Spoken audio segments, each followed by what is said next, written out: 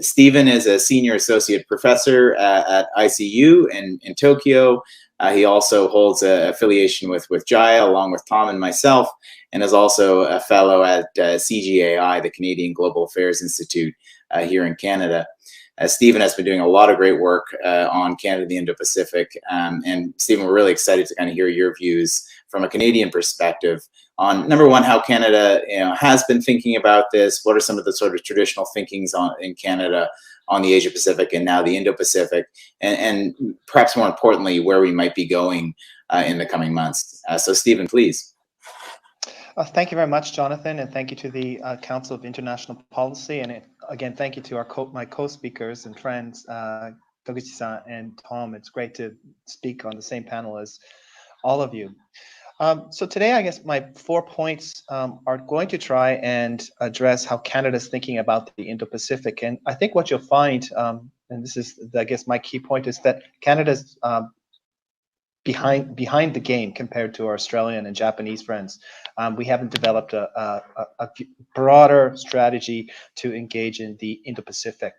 So with that, what I'd like to do is draw upon 4 points in today's discussion. And the first point is why the shift towards the Indo-Pacific. So what should we be looking at in the Indo-Pacific, and why are we drawn there?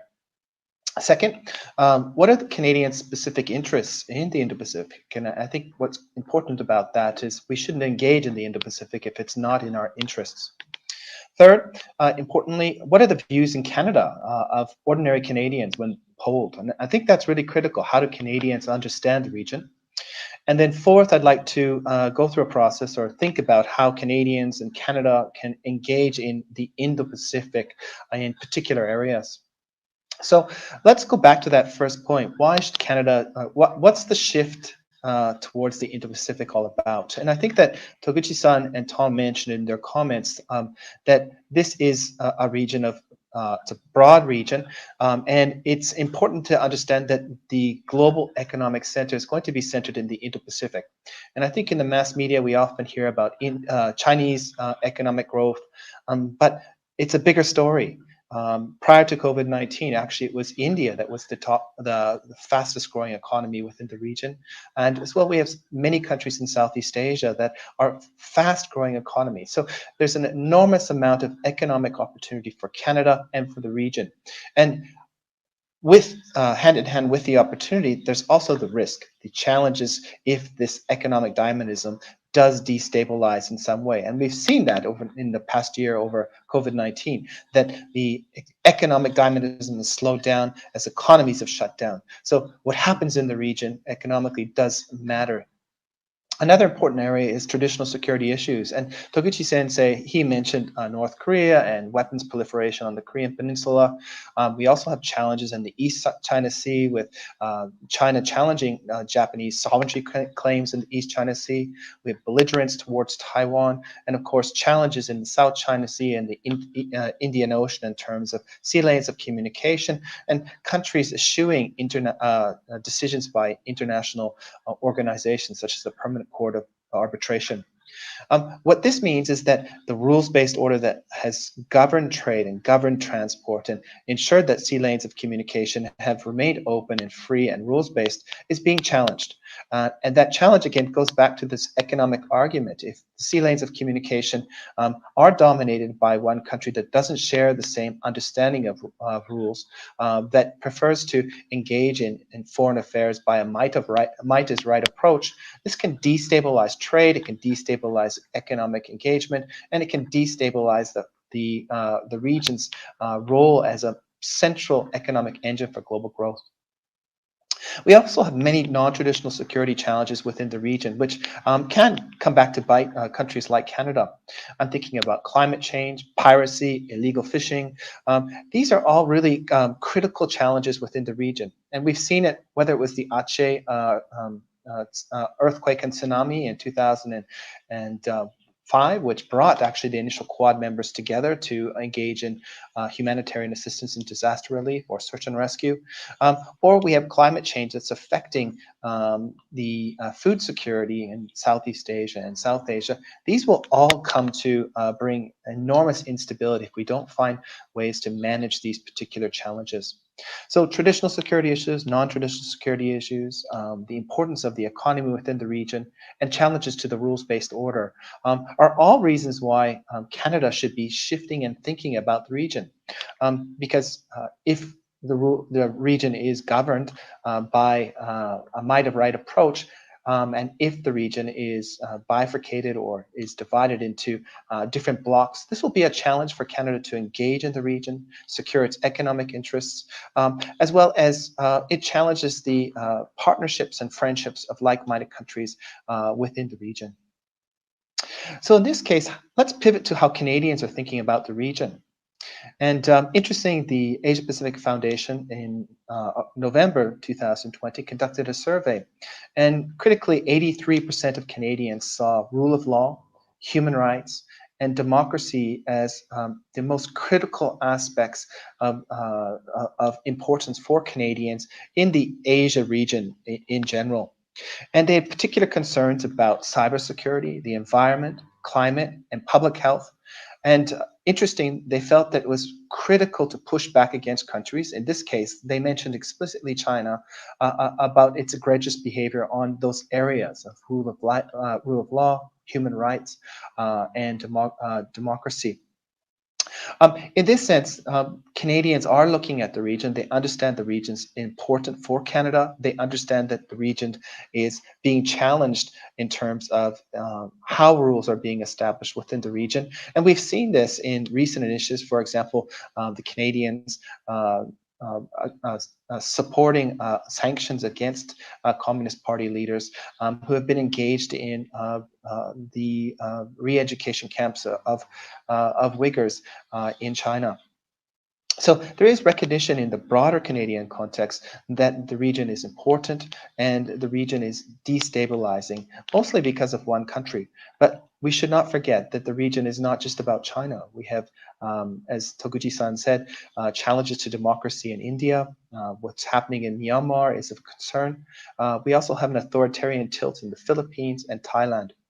Um, all of this should be a concern of Canadians, because if the region does tilt towards authoritarianism, and we do see further destabilizations of governing and governance within the region, this could lead to a cascade of negative effects that affects economic development, social stability, as well as dealing with broader challenges such as climate change. So let's pivot to this idea of how that Canada can engage in the Indo-Pacific. And this is a challenge, and Canada already has limited resources because of the size of its country, but it also has limited resources in terms of it has an Atlantic Ocean to look to in terms of delivering resources, growing challenges in the Arctic Ocean as Russia does push its sovereignty claims in areas that Canada understands as its sovereign territory. And we have also the Pacific Ocean. So the first question is, how do we deliver tangible and sustainable resources to the Indo-Pacific with so many different interests in our surroundings? And in this area, I think that there's 5 or 6 key areas that I think Canada should continue to think about in order to deliver a sustainable public good to the Indo-Pacific that's in Canadian interests. And with that in mind, I think that the approach should be based on like-minded partners, pragmatic partners, and necessary partners. And this approach is not an exclusive approach. This approach is an inclusive approach. So when I'm thinking about like-minded partners, I'm thinking about countries like Japan. I'm thinking like countries like Australia, New Zealand, Singapore.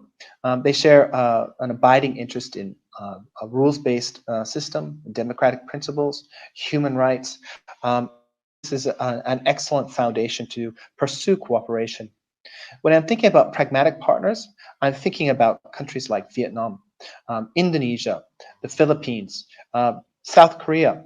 And why I'm thinking about these countries is I think that they may have slightly different positions on democracy and human rights, but they're critical partners in terms of bringing stability within the region, and we must find ways to work with them. In terms of necessary partners, of course, the biggest necessary partner to deal with big issues like climate change is going to be China. So we need to find ways to cooperate with China on particular areas. And that is a necessary partner because of its size, the capabilities it can lend to problems. Now, in terms of key areas that I think Canada can engage in terms of the Indo-Pacific, where they should start to focus on, um, are several fold. First, trade. Canada is a founding partner of the Comprehensive, Progressive, and Trans-Pacific Partnership. It's a 21st century trade agreement that focuses on intellectual property rights, environmental standards, as well as labor standards. And these are meant to promote innovation, research and development, and to stress a 21st century rules-based trading arrangement.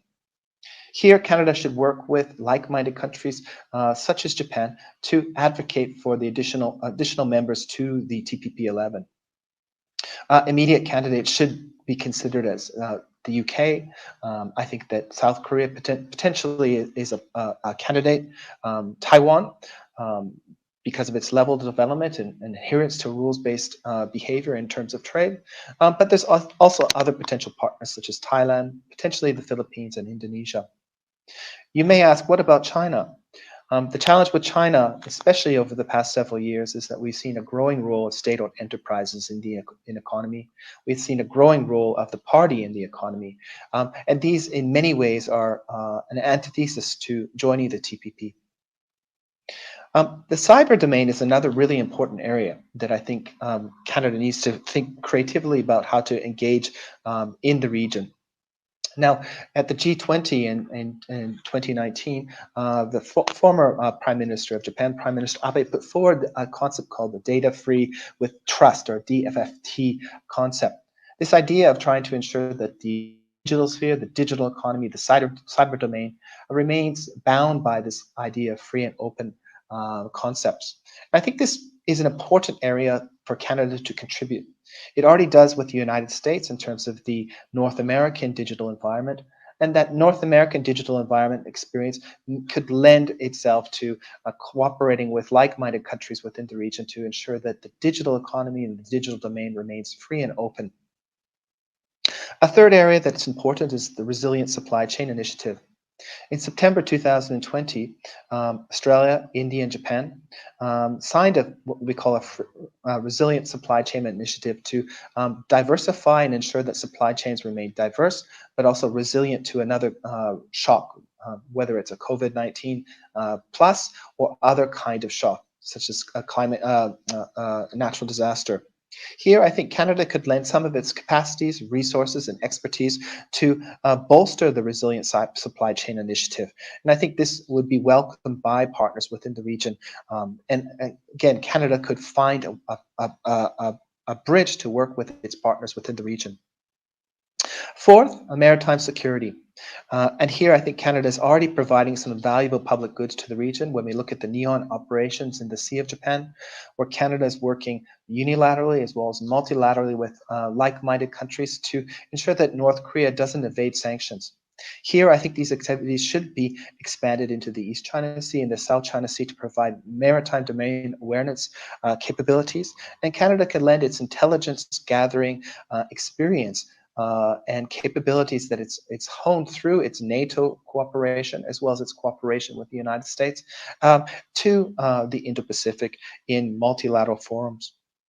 Most recently, we've also seen Canada participate in what we call the Sea Dragon 21 exercises, where Canada bolted into the Quad exercises in and around Guam. I think these kind of activities demonstrate that Canada can lend some capabilities to the Indo-Pacific, and those capabilities are appreciated by partners within the region. Fifth, and I think importantly, is development. And development, it could include participating in infrastructure connectivity programs, which countries like Japan, India, and Australia are actively engaging with in multilateral forums. But I think that Canada can also provide some critical skills in terms of governance strategies for recipients of infrastructure connectivity. Six, and I think really importantly, is more proactive middle power diplomacy. And we've seen this proactive middle power diplomacy directed at the Indo-Pacific, at least on two occasions over the past several years. First was in 2017 when Canada held a middle power, held a meeting in Vancouver on security on the Korean Peninsula, focusing on denuclearization of North Korea.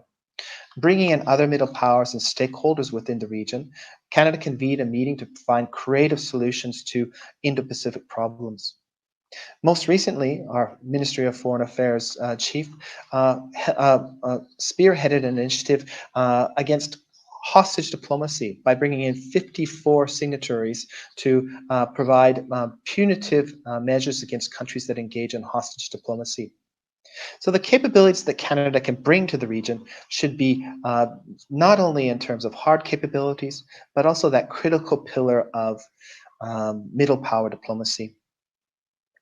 Last, and I think importantly, is Canada needs to build human capital, and that means experts in the Indo-Pacific, which means cultivating individuals in Canada that can speak to a particular region, for example, Japan or China or South Korea or Australia or Southeast Asia, but can link that broader to the macro trends within the region.